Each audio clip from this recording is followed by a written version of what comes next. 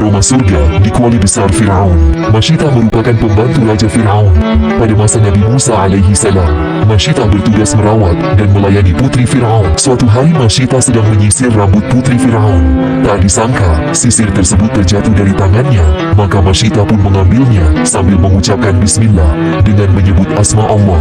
Ucapan Masyitah itu kemudian terdengar anak perempuan Firaun dan bertanya, "Sebutlah nama ayahku." Masyitah berkata, "Tuhanku, Tuhanmu, dan Tuhan ayahmu adalah Dia." Anak perempuan Firaun bertanya, "Apakah ada Tuhan selain ayahku?" Masyitah berkata, "Benar, Tuhanku, Tuhanmu, dan Tuhan ayahmu adalah Allah." Tak lama anak perempuan itu pun melaporkan kejadian tersebut kepada ayahnya. Maka Firaun memanggil Masyitah dan berkata, "Apakah benar engkau mempunyai Tuhan lain selain diriku?" Masyitah berkata, "Ya, Tuhanku dan Tuhanmu adalah Allah Subhanahu wa Ta'ala."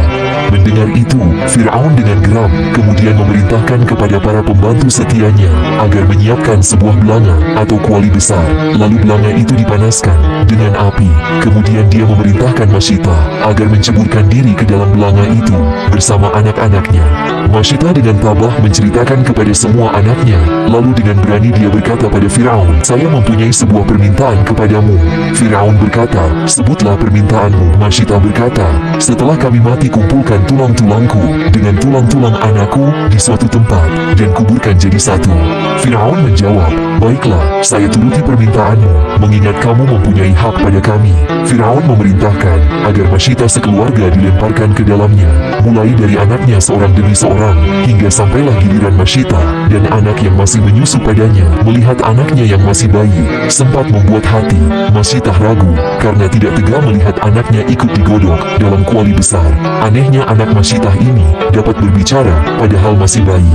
Kuasa Allah membuat hati Masyitah kembali mantap dan yakin dengan imannya. Bayi itu berkata, "Hai ibuku, ceburkanlah dirimu dan aku ke dalamnya. Janganlah takut, karena sesungguhnya engkau berada dalam jalan yang benar."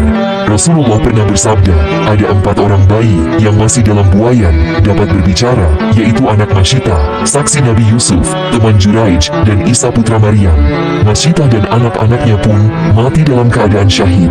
Harum semerbak menyeruak dari dalam kuali yang mendidih itu.